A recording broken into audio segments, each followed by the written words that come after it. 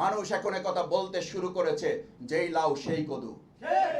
মানুষ এখন কথা বলতে শুরু করেছে ৭১ সাল পরবর্তী বাংলাদেশের অর্থবহ স্বাধীনতা দেওয়ার পরিবর্তে স্বাধীনতাটাকে ব্যক্তি, দল এবং পরিবারের কুক্ষিগত একটা সম্পত্তিতে আপনারা কেউ কেউ পরিণত করার চেষ্টা করেছিলেন।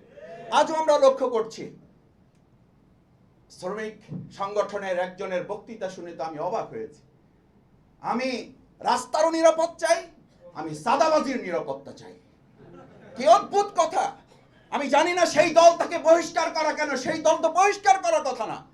সেই দল তো ওই লোককে প্রশাসনের হাতে তুলে দিয়ে তাকে গ্রেপ্তার এবং আইনের আওতায় নিয়ে আসার উদ্যোগ তাদের গ্রহণ করার কথা ছিল। আমরা তো একথাও শুনতে পাই, ৭১ পরবর্তী ওই দলটি তা করেছিল, এটাই তো করেছিল যে আমাদের বিরুদ্ধে দেশ আমাদের, এটা আমরা স্বাধীন করেছি, আমরা যা বলবো তাই হবে। বিগত ১৫ বছর আমরা তাই শুনেছি। ২০২৪ পরবর্তী আমরা একই কথা শুনতে পাচ্ছি,